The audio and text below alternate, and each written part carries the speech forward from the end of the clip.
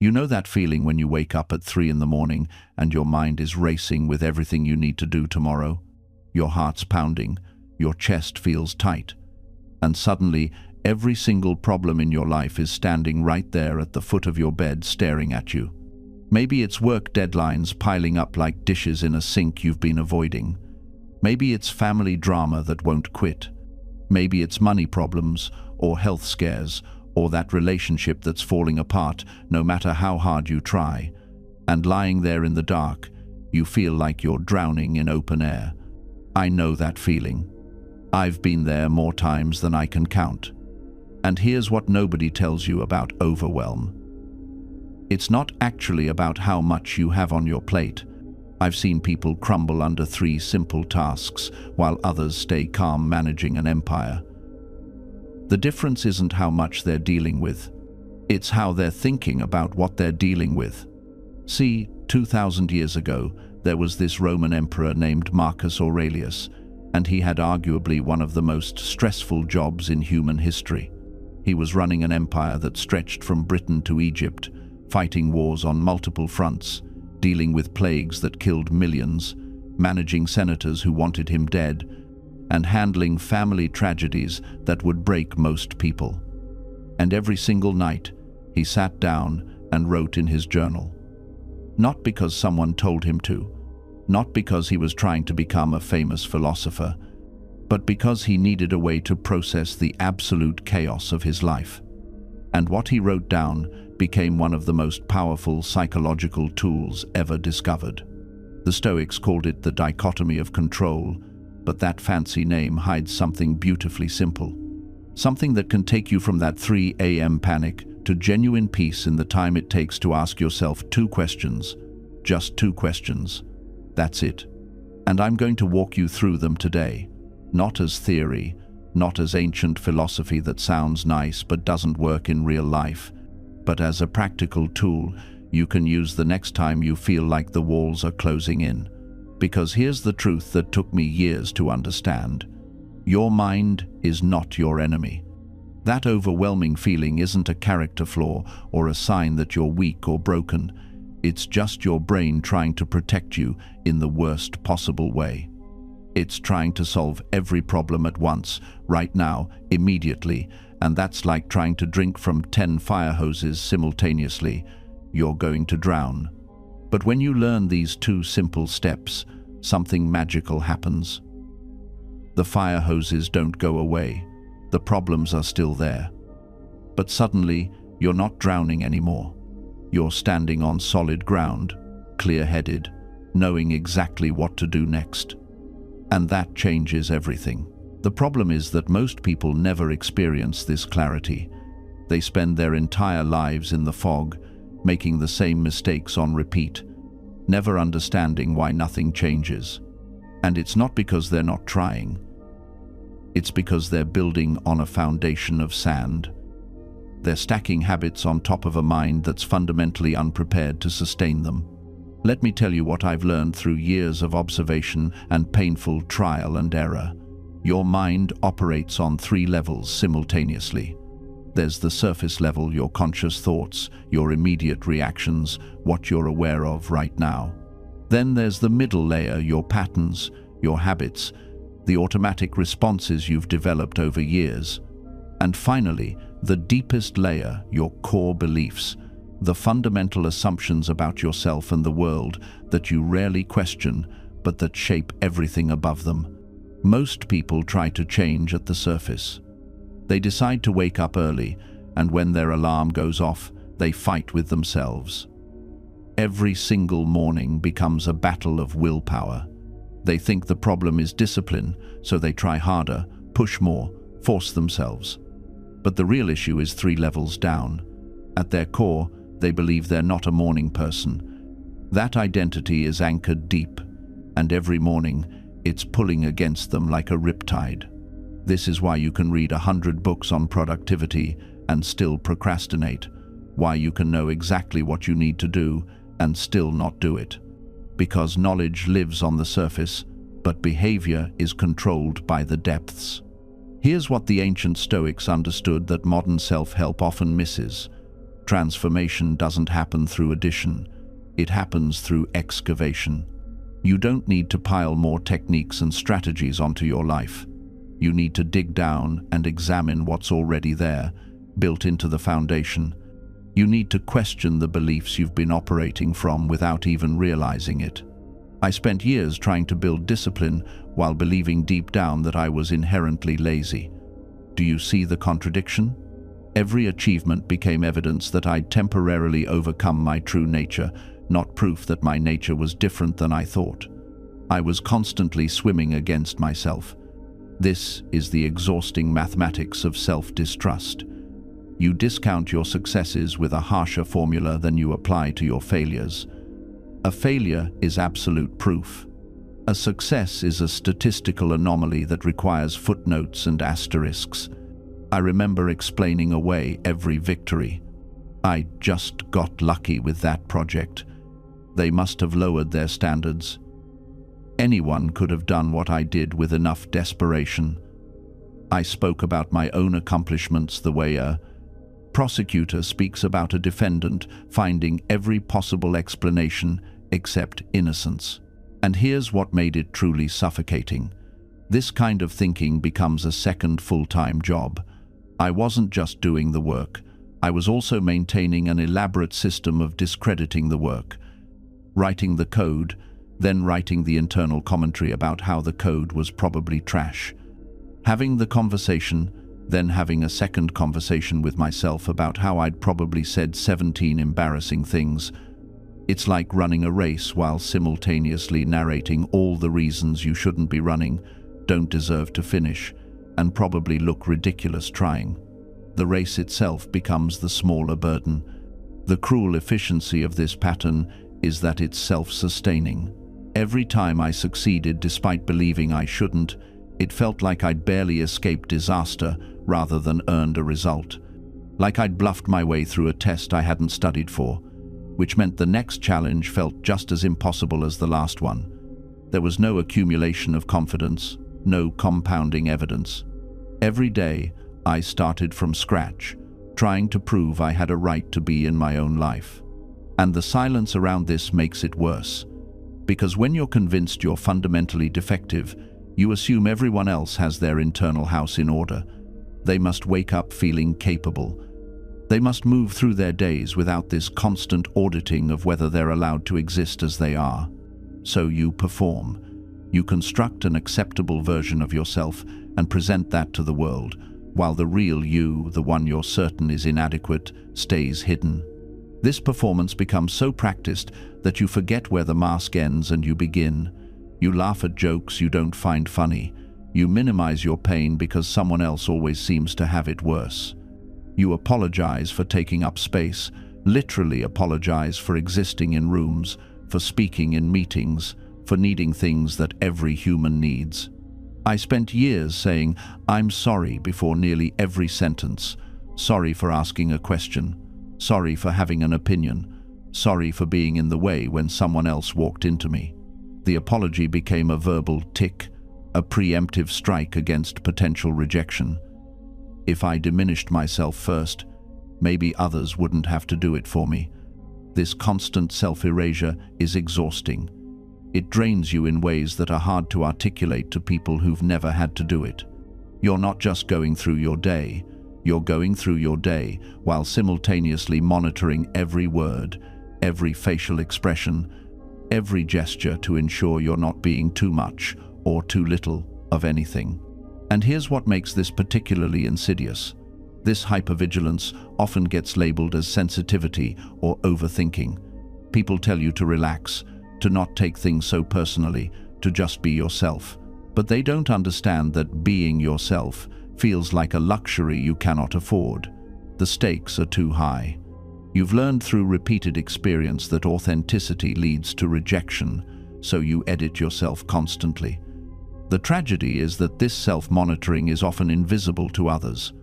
They see someone who seems fine, maybe even confident. They don't see the internal calculation happening before every interaction. They don't see you rehearsing conversations in your head, trying to predict how someone might react to your words. They don't see you lying awake at night, replaying a 2-minute exchange from 8 hours earlier, convinced you said something wrong. This is the hidden tax of low self-worth. While others are using their mental energy to create, to connect, to explore, you're using yours to simply maintain the illusion that you belong here. And the most insidious part? You've become incredibly efficient at it. You've developed elaborate systems to protect yourself from judgment. You rehearse conversations before they happen. You edit your thoughts 3 times before speaking. You've memorized which opinions are safe, which jokes land well, which versions of yourself get the least resistance. It's exhausting. It's like running a one-person PR firm for your own existence, where the client is terrified of being fired and the audience never seems satisfied. I watch people do this constantly. Someone shares good news, and before they can even enjoy it, they're already minimizing it. It's not that big of a deal. I just got lucky. Anyone could have done it. They can't let themselves have the moment because some part of them believes they don't deserve it. Or worse, they turn it into a performance.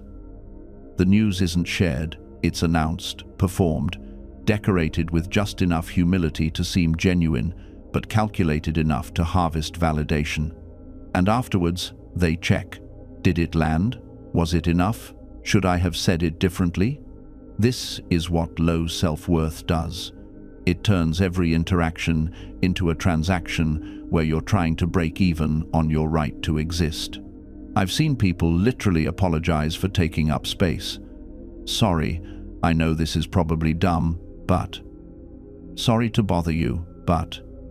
Sorry, I just have one quick question.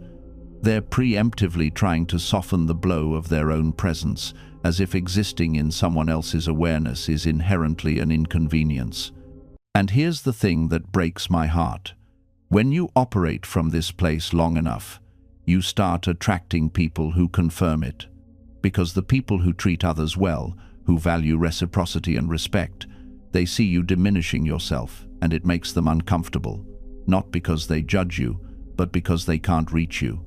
You're too far behind your own walls. And here's the cruelest irony.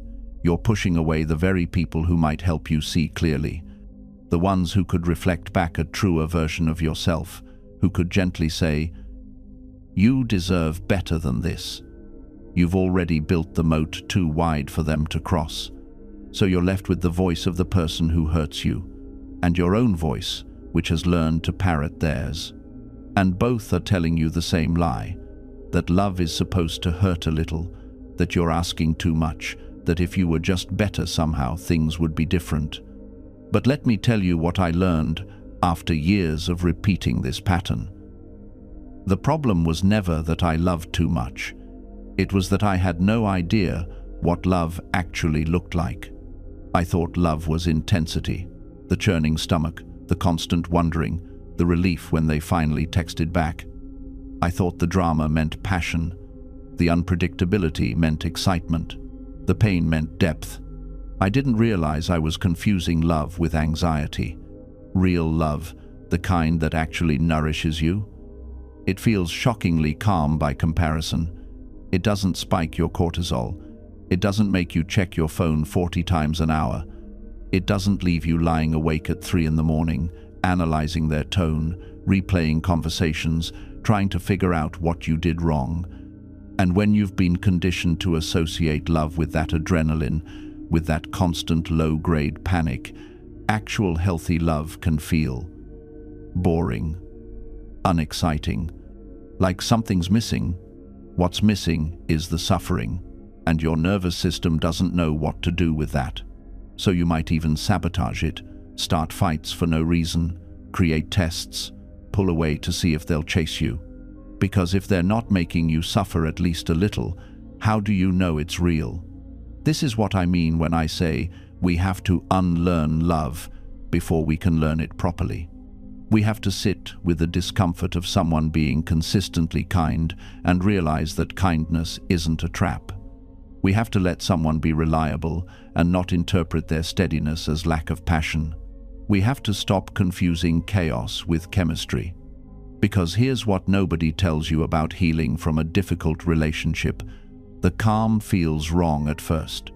The healthy person sitting across from you, asking about your day and actually listening, it can feel almost boring compared to the emotional roller coaster you're used to. There's no drama to decode, no mixed signals to analyze with your friends for hours, no wondering where you stand. And your nervous system, trained by years of uncertainty, starts screaming, "This is wrong. Where's the intensity? Where's the push and pull? Where's the feeling that you're fighting for something?" But that's not love talking. That's addiction talking. Real love doesn't make you feel like you're constantly auditioning for a role you've already been cast in. It doesn't require you to prove your worth every single day. It doesn't keep you in a perpetual state of anxiety, wondering if today's the day they'll finally see you as too much or not enough. I learned this the hard way. There was someone, years ago, who was kind in a way that made me deeply uncomfortable. They showed up when they said they would. They communicated clearly. They didn't punish me with silence when they were upset. And I remember thinking something must be wrong with them, or with us, because I didn't feel that electric charge of uncertainty. I kept waiting for the other shoe to drop, kept testing them, unconsciously, to see if they'd finally snap and become the difficult person I was prepared to handle. Because difficult, I knew. Difficult, I could navigate. But steady? Steady was a foreign language. I sabotaged that relationship, not dramatically, not with some big explosion, just with 1,000 small withdrawals. A little less openness here, a little more distance there, until they finally, gently, let me go. And it took me years to understand what I'd done. I'd mistaken peace for apathy. I'd confused the absence of chaos with the absence of love. Because here's what nobody tells you about emotional numbness. It doesn't protect you from pain, it just postpones it, it compounds it. Every emotion you refuse to feel doesn't disappear, it goes into storage, accumulating interest like a debt you can't escape. I learned this the hard way when my father died. He'd been sick for months, and I knew it was coming. I had time to prepare, time to process, time to say everything that needed saying. But I didn't, because I'd become so skilled at emotional management, so practiced at keeping everything at arm's length, that even grief felt like an indulgence I couldn't afford. At his funeral, I was the strong one, the composed one. While my mother broke down and my sister couldn't stop crying, I stood there like a monument, solid, unmoved, reliable. People kept saying how brave I was, how mature, and I believed them. I thought I was handling it perfectly. Then, 3 months later, I found myself on the kitchen floor at 2 in the morning, sobbing so hard I couldn't breathe, because I'd seen his handwriting on an old grocery list tucked into a cookbook. The grief I'd refused to feel hadn't gone anywhere. It had just been waiting. And when it finally broke through, it brought everything else with it. Every loss I'd minimized, every hurt I'd rationalized, every moment of sadness I'd convinced myself wasn't worth acknowledging. That's when I realized, Stoicism without emotion isn't strength, it's self-abandonment. The Stoics never asked us to feel nothing. Marcus Aurelius wrote his meditations while dealing with plague, war, and personal tragedy, and those pages are full of struggle, doubt, and very human pain. Seneca wrote about grief. Epictetus acknowledged fear. They weren't teaching emotional elimination. They were teaching emotional wisdom. There's a difference between not being controlled by your emotions and not feeling them at all. And that wisdom? It begins with a simple recognition. Emotions are data, not directives. Think about physical pain for a moment. When you touch a hot stove, the pain isn't your enemy. It's information. It's your body saying, move your hand now. The pain itself isn't the problem. It's a warning system that's kept humans alive for hundreds of thousands of years. Emotions work the same way. Anger tells you a boundary has been crossed. Fear signals potential danger. Sadness marks something you valued. These aren't weaknesses to eliminate. They're sensors giving you crucial information about your relationship with the world. But here's where most people go wrong. They mistake the signal for the instruction. Your anger tells you a boundary was crossed, but it doesn't tell you to lash out.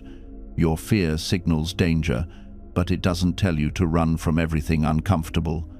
Your anxiety points to something you care about, but it doesn't tell you to spiral into catastrophic thinking. The Stoics understood this distinction perfectly. When Marcus Aurelius talks about emotions, he's not telling you to become an emotionless statue. He's telling you to become the interpreter of your own emotional data, not its prisoner. I learned this the hard way during a period when everything seemed to be falling apart at once. Personal failures, professional setbacks, relationships crumbling.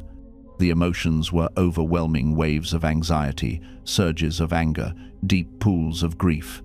And I made the mistake so many of us make. I tried to analyze my way out of feeling them. I told myself stories about why I shouldn't feel what I was feeling. I rationalized, I philosophized. I quoted Stoics at myself like some kind of philosophical paramedic trying to talk myself down from the ledge of my own emotions. It didn't work. Because you can't think your way out of feelings, you can only feel your way through them. This is the part the popular interpretations of Stoicism miss entirely. Before you can apply reason to your emotions, you have to actually acknowledge they exist. You have to let yourself feel the anger, sit with the sadness, breathe through the anxiety, not indulge them, not build a home there, but acknowledge them, name them, understand what they're trying to tell you. Only then can you ask the crucial question, now that I know how I feel, what's the wise thing to do? This question, what's the wise thing to do, is what separates the philosopher from the slave to emotion. The slave simply reacts. Someone insults them, they lash out. Someone disappoints them, they sulk. Someone triggers their fear, they flee. There's no space between stimulus and response. They're like a puppet, and their emotions are pulling the strings. But you're learning to create that space, to pause, to observe what you're feeling without being consumed by it. And in that pause, wisdom enters. I remember a particularly difficult morning in Germania. I'd received news that several of my closest advisors were conspiring against me, not to overthrow me, but to undermine a policy decision I'd made. My first feeling? Betrayal. Sharp, hot, immediate. It flooded my chest and clouded my vision. I wanted to summon them immediately, to confront them, to punish them. But I caught myself. I named the feeling. Betrayal, yes, but also wounded pride. These men I'd trusted had chosen to work around me rather than with me. My ego was bruised. Once I understood what I was feeling, I could ask. The wise thing wasn't to act from wounded pride. It wasn't to reassert dominance through punishment. The wise thing was to ask why intelligent men I'd appointed felt they couldn't approach me directly. Had I created an environment where dissent was dangerous? Had my recent stress made me unapproachable? Was there validity to their concerns that my pride was preventing me from seeing? I met with them calmly. I listened. I adjusted my policy where their concerns had merit, and I held firm where principle demanded it. But I also acknowledged my own role in the breakdown of trust. That wouldn't have been possible if I'd acted from the emotion rather than with understanding of the emotion. See the difference? When you understand your emotions, they become information rather than instruction. They're signals, not commands. Here's what I practiced, and what I'm passing to you. Treat emotions like weather reports. If you see dark clouds gathering, you don't ignore them. You don't pretend the storm isn't coming. But you also don't let the storm dictate your entire day. You acknowledge it, you prepare for it, you adjust your plans if necessary, but you remain the one making decisions, not the weather. And here's what might surprise you. When the storm does come, you're actually calmer times than you would have been if you'd spent hours catastrophizing. Because you're not meeting the reality of the storm times plus times all the fictional horror stories you told yourself about it. You're just meeting the storm itself, which is almost always more manageable than the version you created in your mind. I've seen this play out 1,000 times in my own life. The project I was dreading? The actual work was hard, yes, but nowhere near as terrible as the weeks I spent imagining how terrible it would be. The difficult conversation I kept avoiding, it lasted 15 minutes and solved a problem that had been weighing on me for months. The medical test results I was anxious about? The waiting was 100 times worse than the actual news, whatever it turned out to be. The Stoics understood something profound about human psychology. We suffer more in imagination than in reality. When you're actually times the difficult moment, you handle it. You find resources you didn't know you had. You adapt, you cope. But when you're just thinking about the difficult moment while sitting comfortably in your room, that's when your mind runs wild. That's when you create elaborate torture scenarios that will probably never happen. So preparation becomes your anchor. Not obsessive planning where you try to account for every possible variable. That's just anxiety wearing a productivity mask. I mean the kind of preparation that says, I've done what I can reasonably do. I've thought through the likely scenarios. I've gathered the information I need. Now I'm going to trust myself to handle whatever actually happens. Because here's the truth that no self-help book wants to tell you. You can't prepare for everything. Life is fundamentally unpredictable. There will be curveballs you never saw coming. There will be disasters you couldn't have prevented. There will be moments when all your careful planning means absolutely nothing. And you'll survive them anyway. You'll survive them because human beings are astonishingly resilient. Because you've already survived every difficult day you've had so far. Because when the moment comes, you don't need to be perfect. You just need to be present. And here's what being present actually means. It doesn't mean you have to feel good. It doesn't mean you need to have your life figured out. It means you show up for the next hour, then the next, then the one after that. There's a man I know who lost his wife after 43 years of marriage. For the first 6 months, he said the only thing that kept him going was his dog. Not because the dog understood his grief or said the right things, because the dog needed to be fed at 7 in the morning, needed to be walked, needed to go outside before bed. Those tiny obligations became scaffolding. They gave him a reason to get out of bed when nothing else could. And slowly, almost imperceptibly, those small reasons began to accumulate.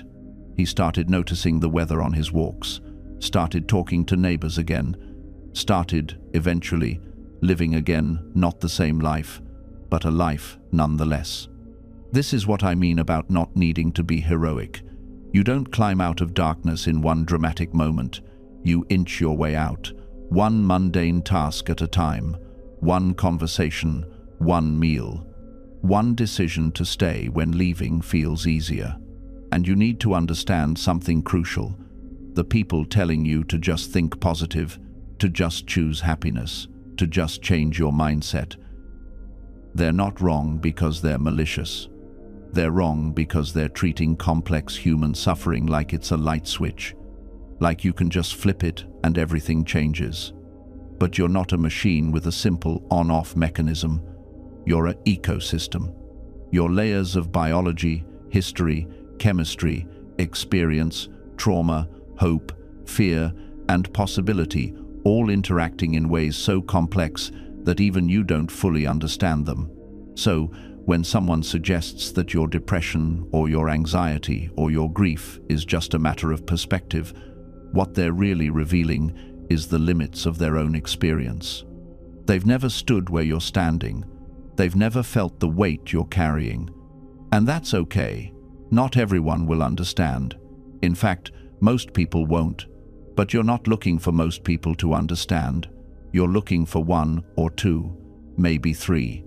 People who can sit with you in the darkness without trying to immediately turn on the lights. People who can tolerate your pain without needing to fix it right away. These people are rare, but they exist. And finding them, or allowing yourself to be found by them, is one of the most important things you can do. I've learned that connection isn't something you force, it's something you allow. And that starts with being honest about where you are. Not performing wellness, not pretending to be further along than you are, but showing up as you actually are, even when that feels deeply uncomfortable. There's a conversation I had with someone a few months ago that changed how I think about this. We were sitting in a quiet corner of a coffee shop, and I was trying to explain how I'd been feeling. I kept hedging, using words like kind of, and maybe, and I don't know if this makes sense. Softening everything, making it smaller than it was. And finally, this person stopped me and said, "You're allowed to just say it hurts. You don't have to qualify it."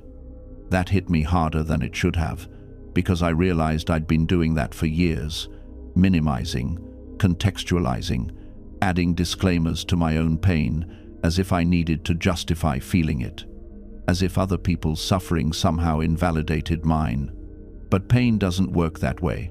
Someone else's broken leg doesn't make your sprained ankle less real, and pretending it doesn't hurt doesn't make you stronger. It just makes you lonelier. The people who helped me most were the ones who didn't need me to be okay, who could sit with me in the mess without trying to clean it up, who understood that sometimes the most healing thing you can hear isn't advice or perspective or a success story. Sometimes it's just, "Yeah, that sounds really hard." I'm not saying you should unload on everyone you meet. Boundaries matter, discernment matters, but there's a difference between appropriate boundaries and emotional isolation disguised as strength, and I spent too long on the wrong side of that line. You don't have to carry everything alone. That's not what strength is. Real strength is knowing when to set the weight down, when to say, "I need help," when to stop performing competence and just be human. And yes, that's terrifying, because it means risking rejection, risking being too much, risking someone seeing you at your worst and deciding you're not worth the trouble. But here's what I learned. The people worth keeping are the ones who stay anyway, the ones who see your worst and don't flinch, who understand that being a mess sometimes doesn't make you broken, it makes you human. Those are your people, and they're out there. Finding them isn't always easy. Sometimes you have to be the first one to be real, to drop the mask just enough that others feel safe doing the same. I'm not saying you need to trauma dump on strangers or turn every conversation into therapy. I'm saying when someone asks, "How are you?" and you're not okay, maybe you don't always say, "Fine." Maybe sometimes you say, "Honestly, kind of struggling this week," and watch what happens. The real ones won't flinch. They'll lean in. They'll say, "Yeah, me too," or "Want to talk about it," or even just, "That sucks, I'm here." The fake ones will get uncomfortable and change the subject, and that's okay too. You just learned something valuable about who they are. I remember going through a particularly rough patch and making a conscious decision to stop pretending everything was perfect, not in a dramatic way, just honest. When friends asked how I was doing, I told them. Not the full story every time, but enough truth that they knew I was going through something. Some people disappeared, couldn't handle it, needed me to be fine because my struggles made them uncomfortable with their own. But a precious few, showed up in ways that shocked me. People I thought were casual acquaintances became actual friends. Someone I barely knew brought me dinner without being asked. Another sent me a text every few days, just checking in, no expectation that I'd respond right away. I learned something crucial. Authenticity is magnetic. When you stop performing, you give others permission to stop performing too, and suddenly you're having real conversations instead of polite ones. Real friendships instead of strategic networking. This doesn't mean you open up to everyone. Boundaries matter. Discernment matters. Not everyone deserves access to your inner world. But it means creating space in your life for people who can handle the real you. who don't need you to be inspirational or put together or successful all the time, who can sit with you in the mess and not try to fix it or rush you through it. These relationships won't look like the highlight reel friendships you see online. They're messier, more complicated, more real. There are hard conversations and misunderstandings and moments where you hurt each other and have to work through it. But they're worth infinitely more than 1,000 shallow connections where everyone's just performing their best selves. I learned this the hard way with my old friend Marcus. Not the emperor, just a guy I grew up with who understood all my references and called me out when I was being an idiot. We had a falling out over something stupid, something I can't even fully remember now. Pride kept us from talking for almost 2 years. 2 years of silence where we both probably thought about reaching out 100 times but didn't. When we finally did reconnect, there was this moment of awkwardness, this weight of all that lost time.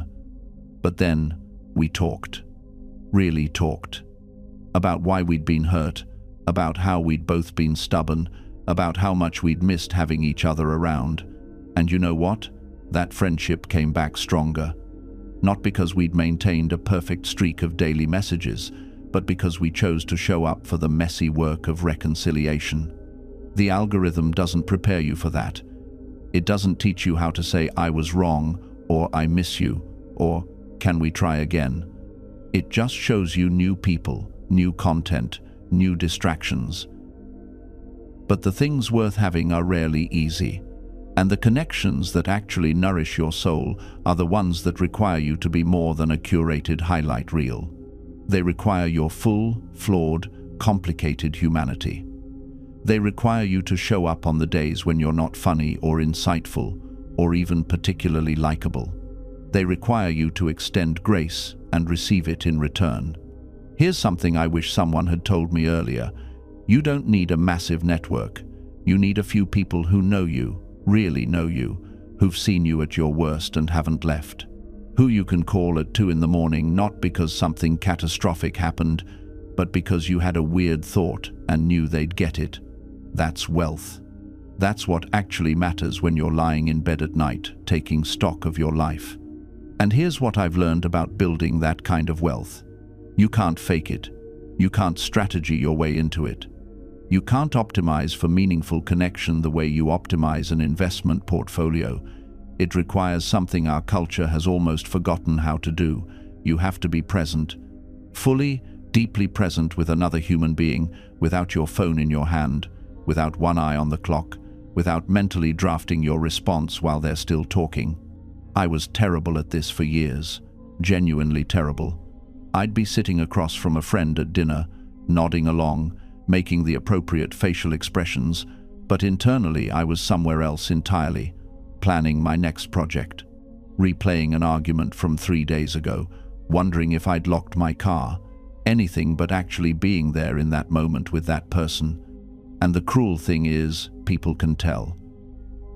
They sense when you're giving them the leftovers of your attention, the scraps after you've allocated the prime cuts to your work, your worries, your endless mental to-do lists. And slowly, imperceptibly, they stop bringing you their real thoughts. They stop sharing the vulnerable stuff, the confusing stuff, the stuff that actually matters. The relationship doesn't end dramatically. It just becomes shallower and shallower until you're two people going through the motions of friendship without any of the substance. The shift happened for me when I realized that presence is a skill, not a personality trait. It's something you practice, like anything else worth doing. You practice putting your phone in another room. You practice noticing when your mind wanders and gently bringing it back. You practice asking follow-up questions that show you were actually listening, not just waiting for your turn to talk. And when you start doing this, really doing it, something remarkable happens. People open up, not immediately, because they've been conditioned by 1,000 half-present conversations to keep things surface level. But gradually, they start trusting you with the real stuff again. The doubts, the dreams they're afraid to voice, the observations about life that don't fit neatly into casual conversation.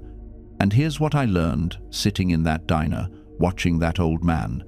We gravitate toward these people because they're the only ones asking the same questions we're afraid to ask out loud. The amateur philosopher isn't trying to have all the answers.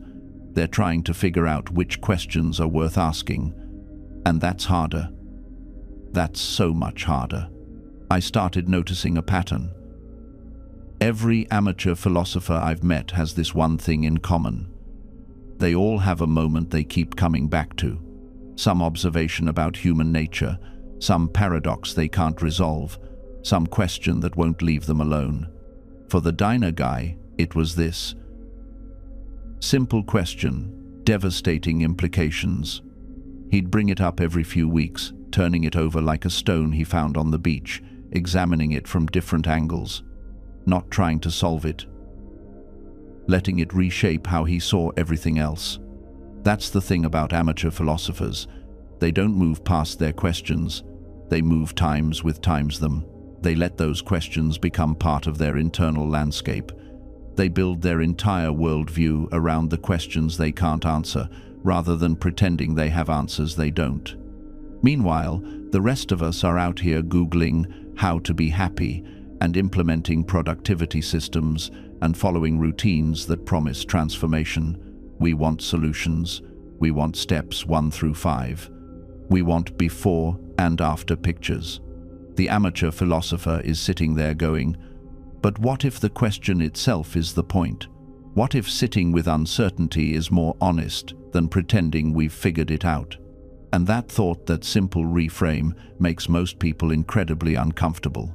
Because if the questions are the point, then we can't optimize our way out of them. We can't hustle past them. We can't buy a course that solves them. We actually have to sit with the discomfort of not knowing, of maybe never knowing. The amateur philosopher has made peace with that, not because they're smarter, but because they've stopped fighting it. They've stopped treating uncertainty like a problem to be solved and started treating it like, I don't know, like weather, something to notice, something to experience, something that changes the landscape but isn't good or bad in itself. That acceptance changes everything. I remember sitting in my study late one evening, reviewing reports from the provinces. The lamp flickered, shadows moved across the parchment, and I felt it, that familiar tightness in my chest, that weight of endless responsibility pressing down. My first instinct was to push it away, to tell myself I shouldn't feel this way, that an emperor, a Stoic, a philosopher should be above such feelings. But then I caught myself. What if this heaviness wasn't the enemy? What if it was just information? The body sending a signal, the mind processing complexity, a natural response to carrying the weight of an empire. So I stopped fighting it. I let it be there.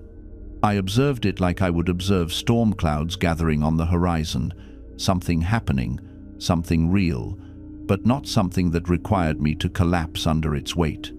And you know what happened? The feeling didn't destroy me. It didn't swallow me whole. It simply existed. And gradually, as I stopped resisting it, it began to shift on its own. Not because I forced it, but because I stopped treating it like an invader. This is what the philosophers understood that we so often forget. Resistance to a feeling makes it stronger. Acceptance lets it be what it is, temporary, changing, passing through. Think of it like this. If you hold a cup of water with your arm extended, within minutes your arm will ache. Not because the cup is heavy, but because of how you're holding it, the resistance you're creating in trying to keep it in an unnatural position. But if you simply set the cup down, or hold it close, or let your arm rest naturally, the burden dissolves. Your difficult feelings are the same way. The anxiety about tomorrow, the regret about yesterday, the frustration with what is, the fear of what might be. When you fight them, when you tense against them, when you tell yourself you shouldn't feel what you're feeling, you're holding that cup at arm's length. You're creating the suffering that comes not from the feeling itself, but from your relationship to it. But when you acknowledge them, when you let them exist without judgment, When you observe them with the same calm attention you'd give to a bird landing in your garden, something shifts. You create space. You find freedom. Not freedom from the feeling, but freedom within it. Because here's the truth that took me decades to fully understand. You cannot control what you feel, but you can absolutely control what you do with those feelings. I spent years thinking that my anxiety was a defect, something broken inside me that needed fixing. I looked at people who seemed calm, who seemed naturally at ease, and I thought, they have something I don't. They were given a gift I was denied. What a waste of energy that was. What a profound misunderstanding of how courage actually works. Because courage isn't the absence of fear. It's not calmness in the face of danger. Real courage is feeling the full weight of your fear and acting anyway. It's your hands shaking as you sign the contract. It's your voice trembling as you speak your truth. It's your heart pounding as you walk toward the thing that terrifies you. The Stoics understood this. When Marcus Aurelius wrote about facing death, about leading armies, about the weight of empire, he wasn't describing someone who felt nothing. He was describing someone who felt everything and continued anyway. You have power over your mind, not outside events.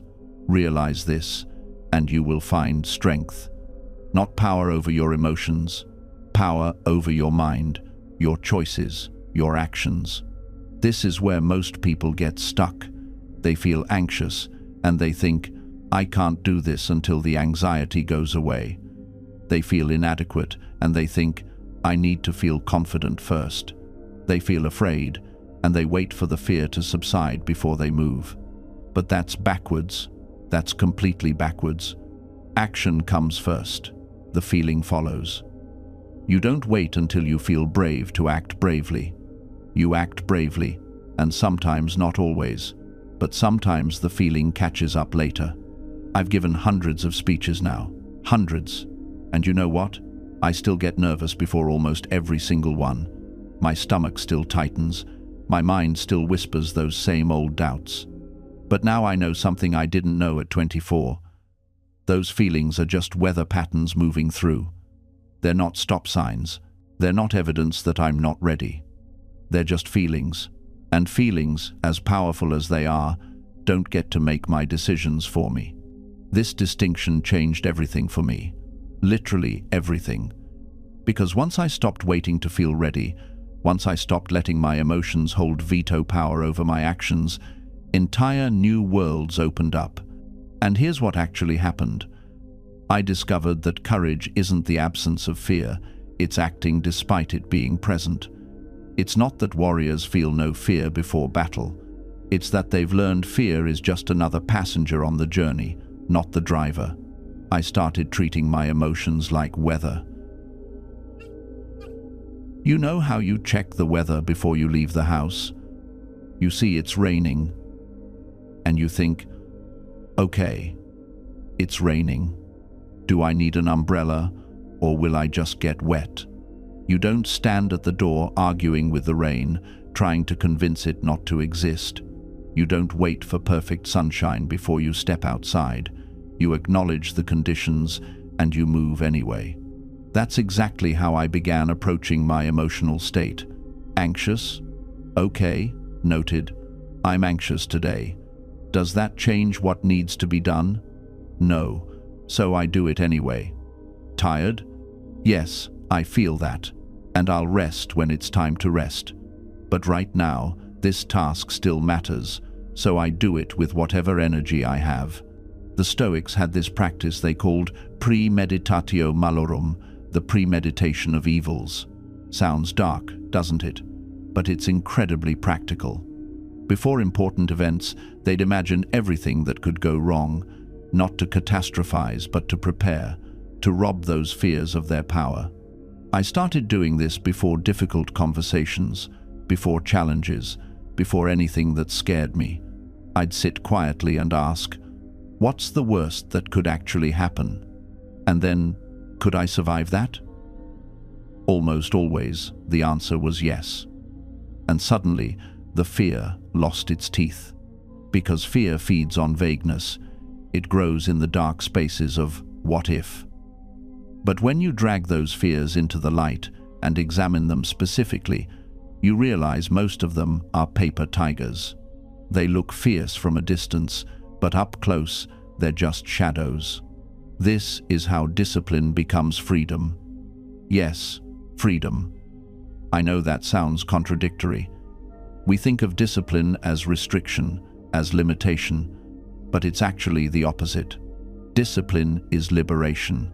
When you don't have discipline, you're a slave to your impulses. Every craving controls you. Every distraction pulls you away. Every emotion dictates your actions. You think you're free, but you're actually in chains made of habits you didn't choose, patterns you never questioned, reactions you can't control. But when you develop discipline, when you can say no to the immediate in service of the important, when you can sit with discomfort instead of running from it, when you can choose your response instead of being hijacked by your feelings, that's when you're actually free. Real freedom isn't doing whatever you want, whenever you want. That's not freedom, that's slavery to desire. Real freedom is having the power to do what you know is right, even when everything in you wants to do something else. Marcus knew this. He could have indulged every whim, but he chose restraint, not because he was joyless or rigid, but because he understood that true freedom comes from self-mastery, not self-indulgence. Think about it in your own life. When have you felt most free? I'm willing to bet it wasn't when you were binging Netflix for 12 hours, or scrolling mindlessly, or eating until you felt sick.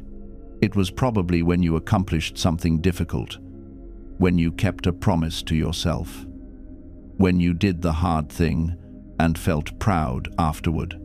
That's the freedom discipline brings, not the freedom from challenge, but the freedom to meet it, not the freedom from responsibility, but the freedom to fulfill it, not the freedom from difficulty, but the freedom to transcend it. And this connects directly to everything we've been talking about. Your morning routine? That's discipline building freedom. Your ability to sit with discomfort? That's discipline expanding your capacity. Your commitment to what matters despite obstacles? That's discipline giving you power. Every act of discipline is an investment in your future freedom. Every time you choose the hard right over the easy wrong, you're not restricting yourself. You're liberating yourself from the patterns that have kept you stuck. The Marcus Aurelius approach isn't about becoming a Stoic robot. It's about becoming genuinely free, free to choose, free to act, free to become who you're actually capable of being. And here's what nobody tells you about that freedom. It compounds.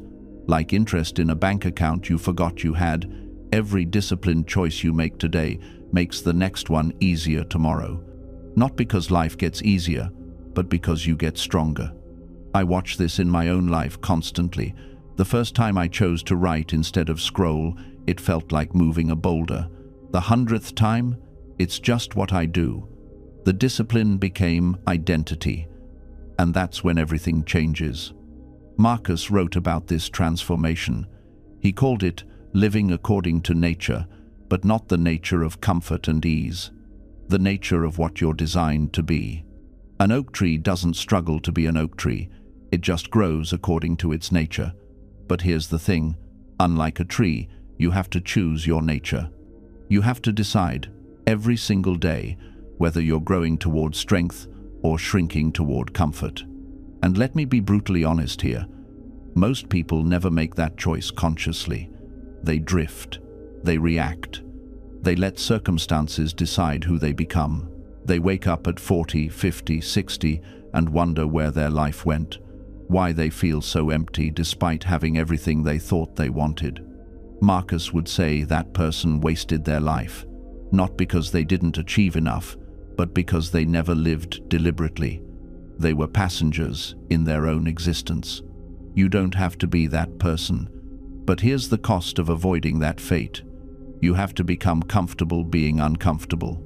You have to learn to hear that voice that says, do the hard thing, and actually listen to it. Not sometimes, not when you feel like it, consistently.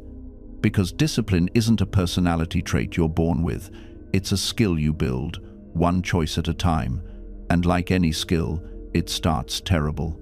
Your first attempts at discipline will be messy, inconsistent, full of failure.